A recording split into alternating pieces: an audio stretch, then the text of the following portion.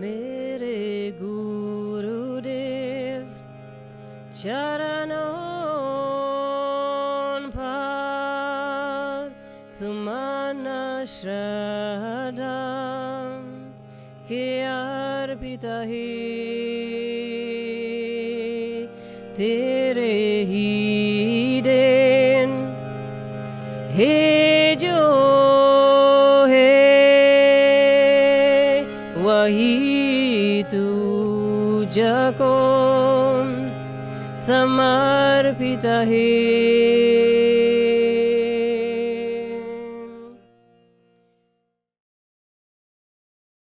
So this morning, sharing from my meditation room, after my meditation, feeling inspired to speak about certain things that are very close to my heart.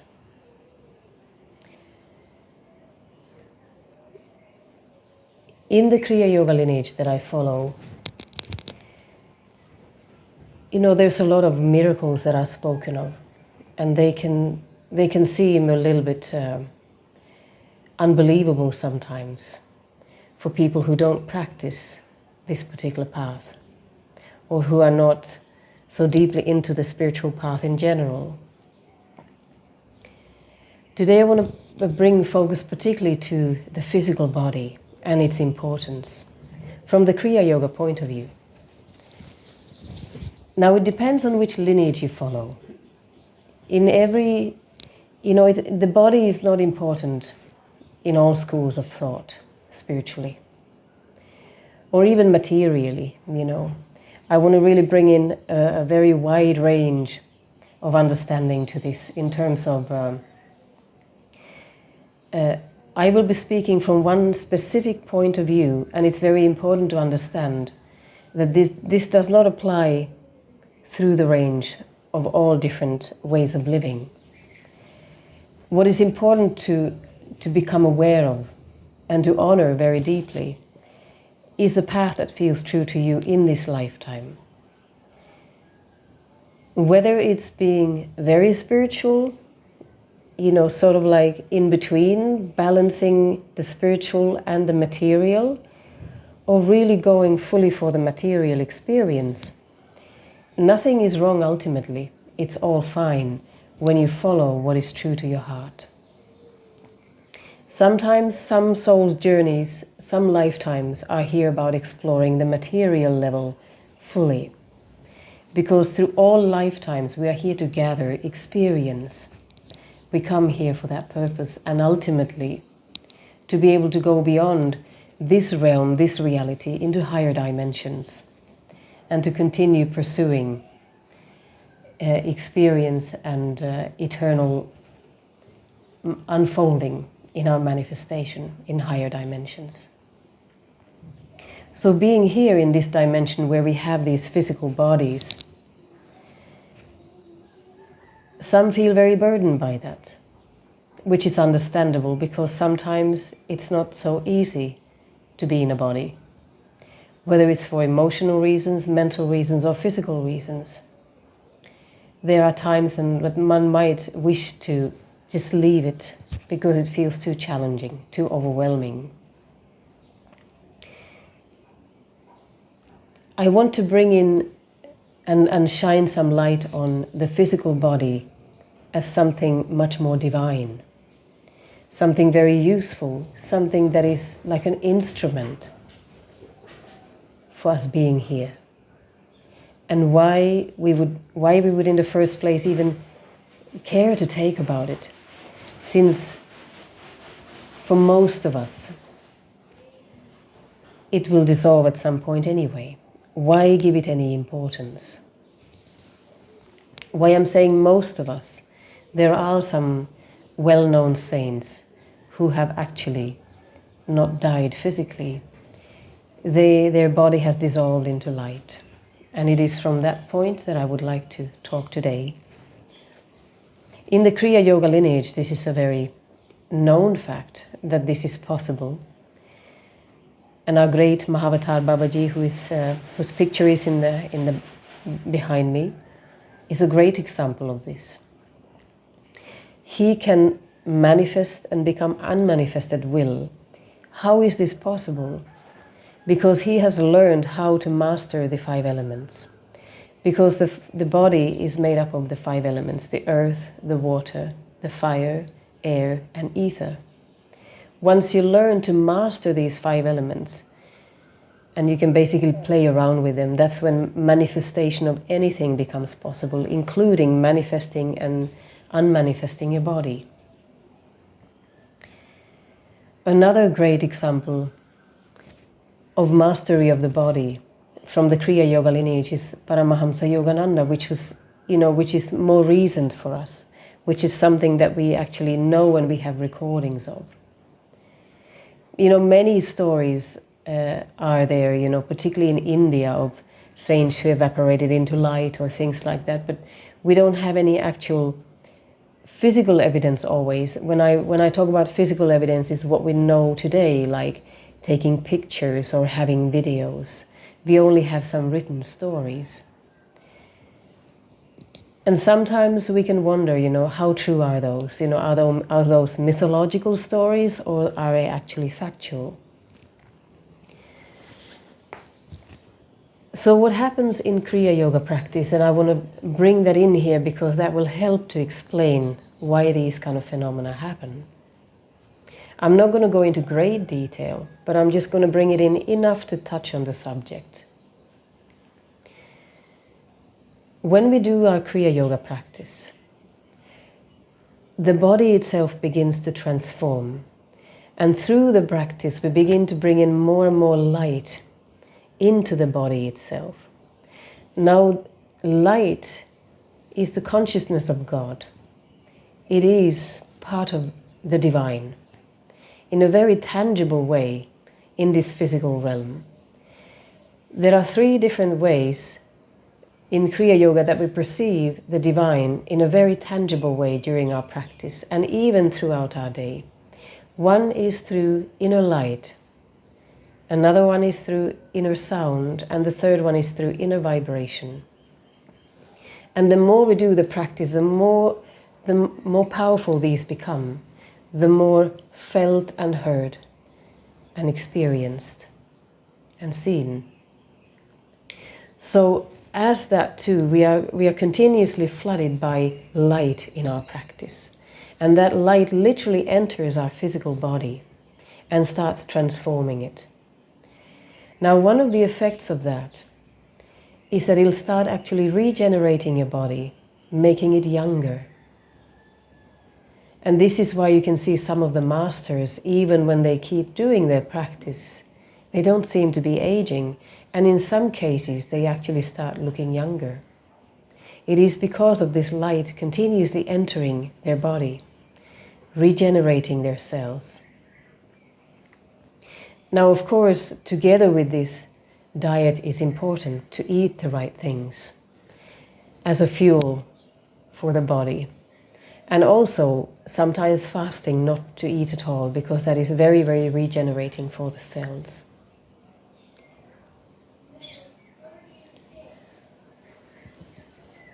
So what happens at some point, as I mentioned with Paramahamsa Yogananda, through his very intense practice of Kriya Yoga,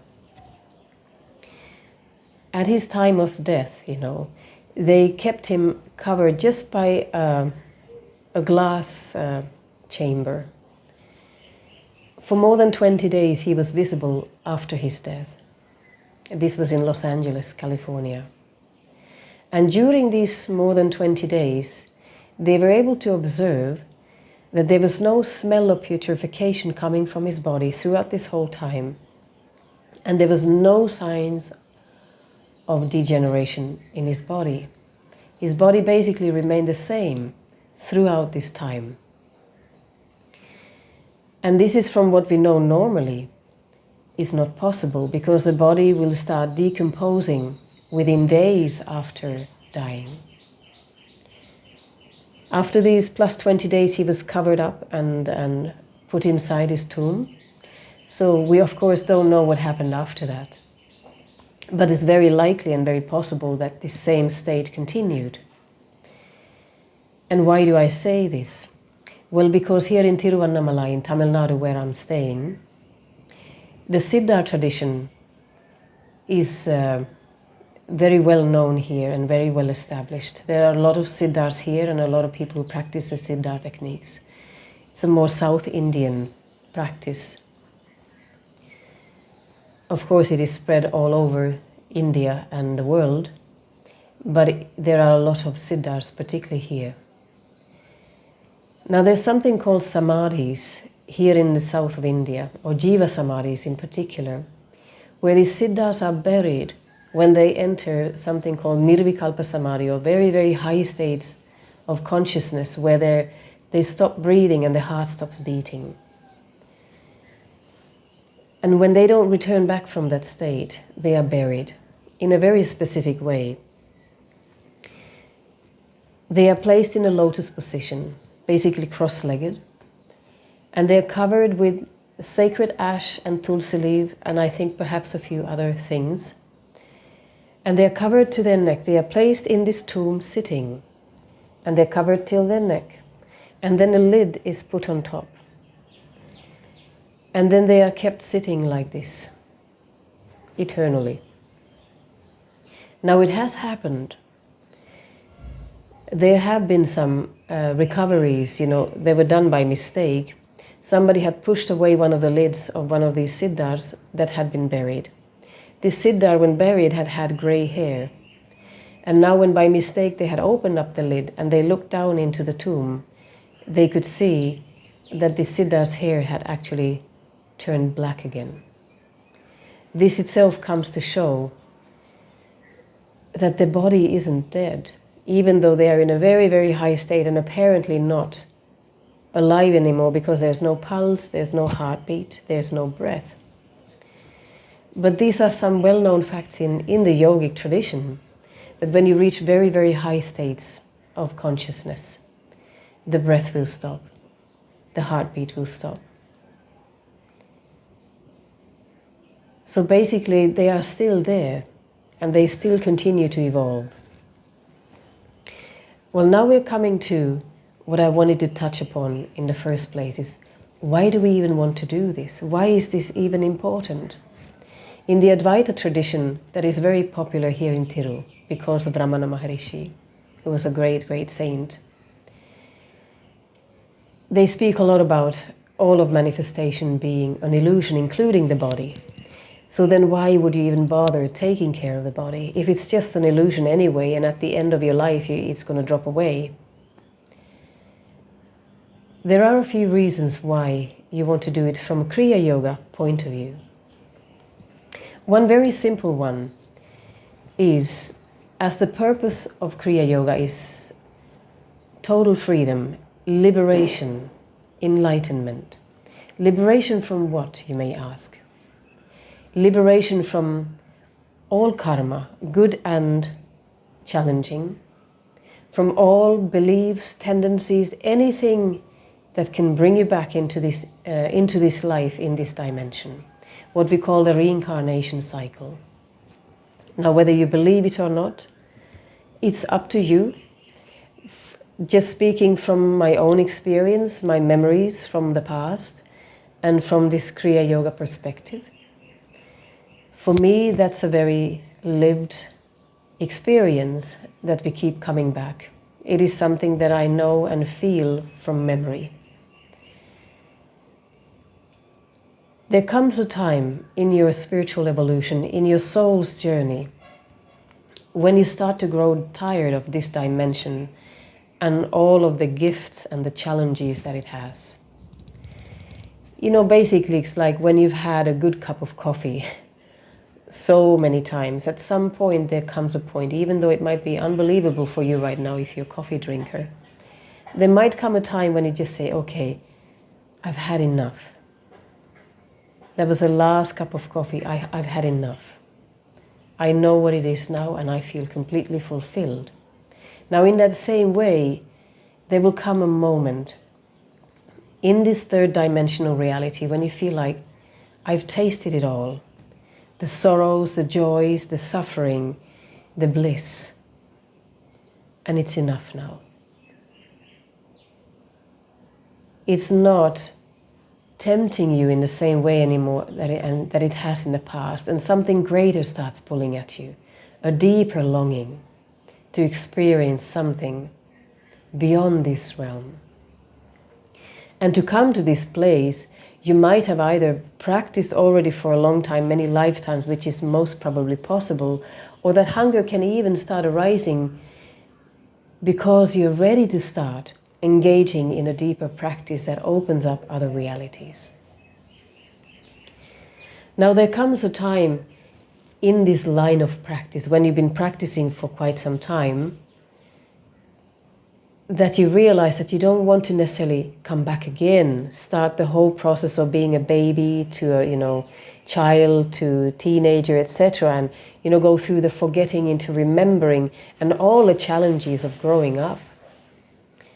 That you just feel like, I've had enough of that. Let me just prolong this life for as long as I can, so that I can complete this soul's journey on this realm and in this reality, in this lifetime itself, keeping this one body.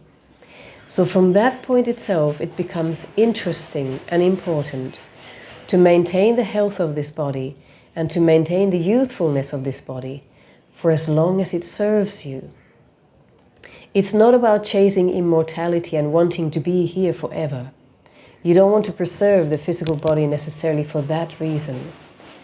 But you want to extend this life so that you can live for 100 years, for 200 years or beyond. Yes, it is actually possible, and there are yogis who have been known and are still living here in India, who are several hundred years old. And so then regenerative practices become important. Now there's also another reason why we want to do this, and not all souls are wired to do this, at least not now. You will know and you will feel it intuitively in your soul, in yourself, if you have the coding for physical immortality. How do you know it? Because you feel naturally attracted to it. You start seeking it out. You feel very pulled and curious and passionate about anything that has to do with regeneration of the body, whether it's spiritual practice or diet or other things, sun gazing. There's many, many different ways through which you can regenerate this body. And Kriya Yoga is one of these practices that you can engage in if this is what feels very appealing to you. Another practice that is very much about regenerating the body is the Siddhar lineage, the practices in the Siddhar tradition. And so I just wanted to invite you in today to speak specifically about the physical body and its importance today. In the Kriya and Siddha tradition, this is your temple, your divine temple that your soul resides in. So from that point of view, we take care of this body in a very sacred way. I just want to end with, from the Western angle, where we have this. There are, of course, many Christian saints who have lived without eating and things like that. There are miraculous stories even there, but we have one very close one that everybody knows, and this is Jesus himself.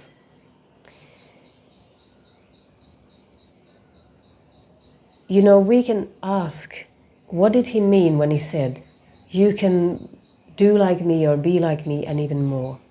What did he come to actually demonstrate beyond just what is taught to us in the church about he died for your sins?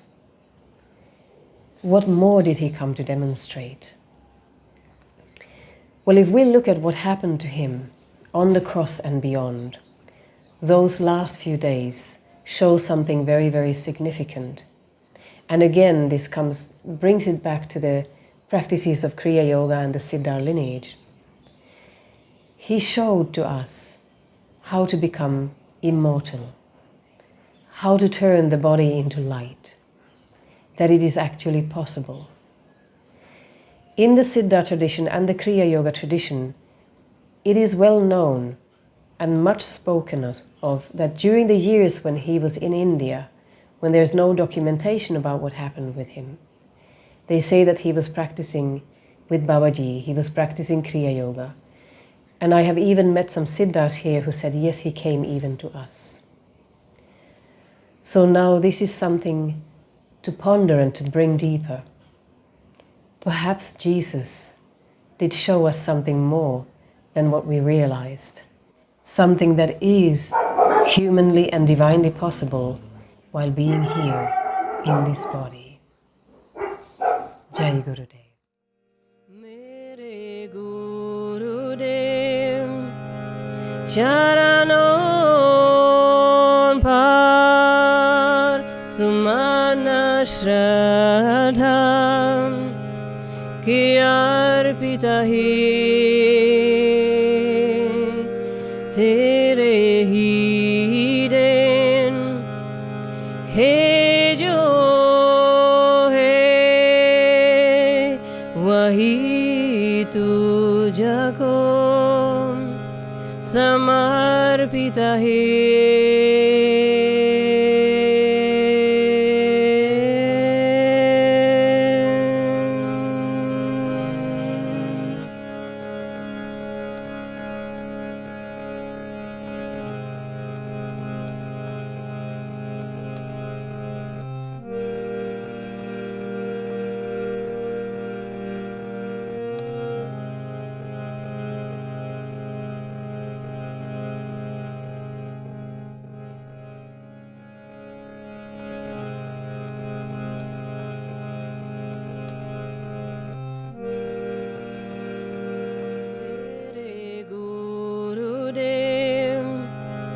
Charanon